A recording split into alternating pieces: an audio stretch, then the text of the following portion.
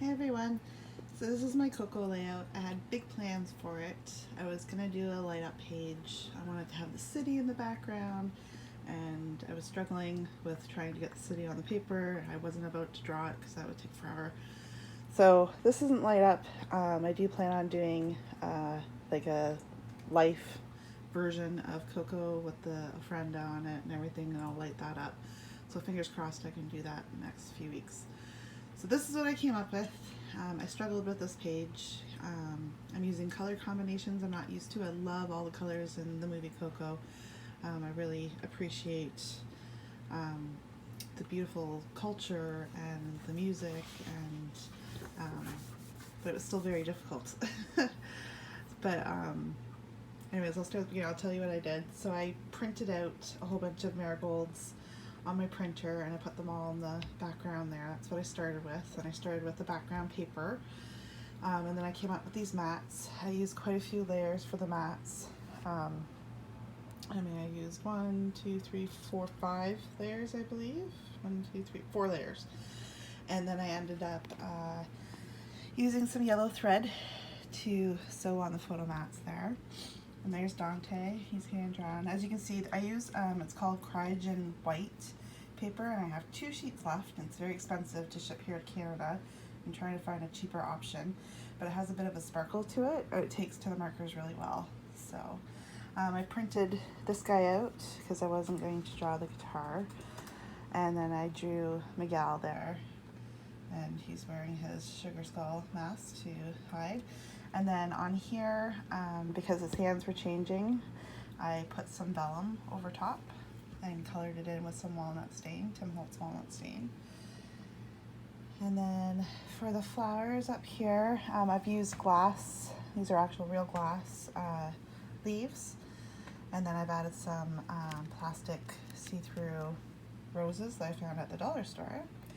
And then I had these tiny little frames, and I put Coco in that, and put, as you can see, I put glossy accents on top for glass. And these were silver originally, and I used alcohol inks to make them gold. I printed out the banner and cut it all out, and I would have liked to do that on my Cricut, but I couldn't find an SVG file that I liked, and it was pretty intricate, so I colored them in with Copic markers just to darken up the colors, and I kind of did like a darker color at the bottom and lighter up top. And then I got all these butterflies from a dollar store package. I'd like them all to be monarchs eventually, so if I can find some monarchs I will replace that. And then with the title, "The music is my language and the world is my familia," I used my Cricut to cut those out, and then I've put, there's glitter on top of it and then glossy accents, and then I went around with a glitter pen to kind of make it glow a little bit. And then down here I have a little button that says life and boy and the skull and then the glass again, and I've used skeleton leaves. It's the first time I've been able to use them. I've had them for many years, and I figured that'd be cool using skeleton leaves for this. In language, I put some glitter and glossy accents on top. And then down here, same thing. I outlined with the glitter pen, and then I used Copic markers to go all around the lettering, because when they touch the marigolds they glow. So I've done that, and then I added a little bit of white pigment ink and some gold gel pen all around there to try to make it look like it will glow. And up here we have Imelda, and then this is for my Halloween collection, and then I added the googly eyes to it. And then I used some crocheted lace at the top and the bottom. On the bottom too, it's a different one. And then I drew Pepita, and I don't know if the camera will pick up, but I used a lot of gel ink on top of that to give it a bit of a sparkle. And then to get all this color, I used my colorless blender to kind of take away the darker color to give it some spots.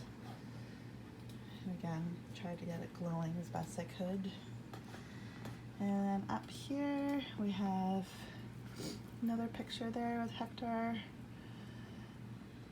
And then it was really fun with all the color combinations with the flowers. So that's that one. I redid my my lettering 3 times. So I had to rip the paper 3 times. Actually, this is different paper behind here than what's behind here because like I couldn't clean off the paper clean enough, so I just stuck new paper behind there, and it's the split's covered by the photo mat and by Miguel there. So yeah, that's it. If you guys have any more questions about techniques I used or what I used, feel free to ask, and if you subscribe you'll get notifications when my new videos are up. I'm not sure what I'm gonna do next. I feel like I'm running out of steam with my Disney characters, so I'm going to maybe go back to some more traditional scrapbooking that I usually do. So please subscribe, thumbs up, and I enjoy all your comments. Thanks guys, bye.